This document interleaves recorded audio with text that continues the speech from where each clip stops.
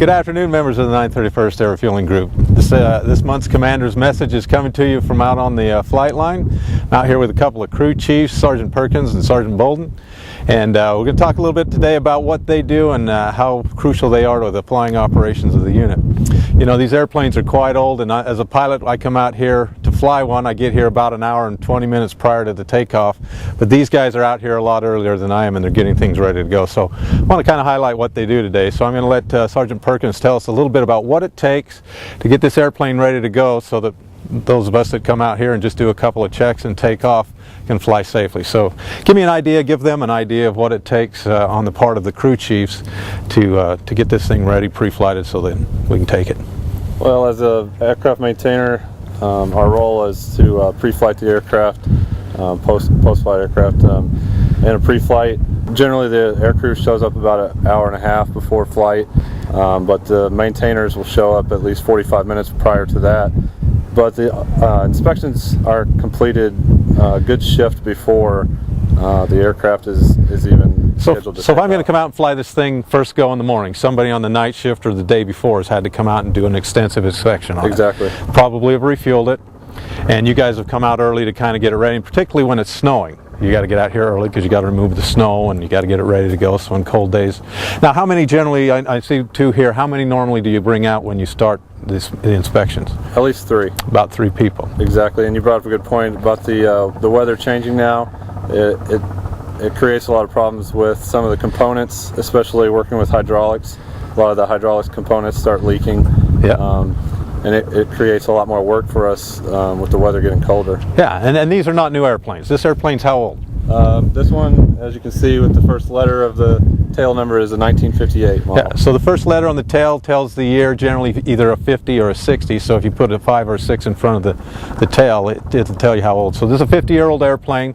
It's a little cool out here today, but last winter it was really cold, and so when you cold soak these airplanes, there's a lot to do. And I know I come out in my heated vehicle. I go up into generally a preheated airplane. You guys are out here in the morning. There's no heaters here. There's nowhere to get out of the wind. So it's a great thing that you do. How long have you been doing this? About 12 years. About 12 years. And one of the things about these crew chiefs that maybe isn't applicable to everybody in the unit, when this airplane goes TDY, we take you guys with us. Generally we'll take, what, 2 of you? Specialists and a couple of people, because when we land at locations, you have to go through some sort of a post-flight to get them buttoned up and ready to go the next day. What's involved in recovering an airplane? What's involved in the recovery, like you said, is a post-flight. We'll give a good walk around, inspect all the components like we did prior to the flight, except you're just making sure that the jet is back in a fully mission capable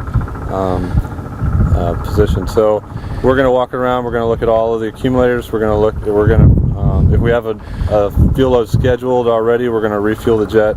We're going to make sure there's no fuel leaking from any of the paneling, and we're just going to basically give it a good look over, make sure that we're not creating more work for ourselves when we come and do the pre-flight for the next mission. One of the things some people always ask me, when you look out at this ramp and you look down there, you see all kinds of jets. There's probably 25, 30 jets here today, and maybe only 8 or 10 of them fly every day.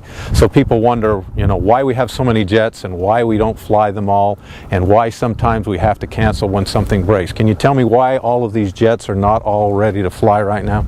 Well, all of these jets might look the same, but they're really not. We have at least 3. We have a RT aircraft, we have a T model aircraft, and we have the regular R model aircraft. And so whenever you are doing certain missions, we aren't just a refuel mission. We have other missions that we comply with too. We have airlift missions where we might take med techs to do training. We might actually be going over and actually doing the medevac missions. So whenever you're plugging these aircraft into a mission, you're not just looking at a tail number and swapping it in. They might need it for an RT mission. They might need it for the capability of refueling the T model, quickly. They have different components on the inside of the aircraft that make a mission whether or not they can use that jet or not. So yeah, you have to configure it differently depending on what the mission is. It's configured, and then whenever you've already got a mission scheduled, all of the baggage compartments inside and everything might already be scheduled for that flight. So you can't just swap it in. It's not like just walking over and taking that one. It's got to be configured correctly, and it's got to be fueled correctly. And on any given day, I'm sure there's some of these 50-year-old airplanes that are broken being inspected. So we have a lot of them. It's a big job to keep that many 50-year-old airplanes in the air. So great job in what you do. So in a nutshell, you know, we see these airplanes fly, we see them in the sky, but we don't really give credit to the people. There's a lot of people that do a lot of work to make sure that they safely fly and they come back safely and we're able to do our mission. So I want to highlight what goes on out here, and you guys do this day in and day out, night and day, cold, warm, it doesn't matter. So doing a great job. So in closing though, I want to just remind all the members of the 931st that you know, we've got our UTA coming up because of the government shutdown. We had to move the October UTA to November 4th and 5th, so there'll be 4 successive days there that are available to do UTA, and of course we know that we have a continuing resolution, so we have money for people to come in and do some duty. Something that just recently occurred, you may or may not know, we have a new commander of 4th Air Force. General Flournoy replaced General Kyle. Change of command will be in the November UTA out at March, so we have a new commander. I sent out something recently, an email about the unit effectiveness inspection. They've asked us to complete a survey as members of the unit, so all of you should have that in your email. I'm encouraging you to participate. It takes about 20 minutes.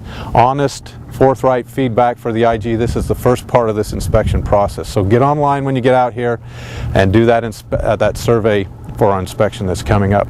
And then the last thing is, as we approach November 11th, Veterans Day, it's a time to recage and readjust why we're here, to remember what we're doing, the great privilege it is to serve in the military, and to recognize those who served before and with us. And we live in a community where we're very well supported, so take the opportunity to thank those who support us, because we really do have a great community around us.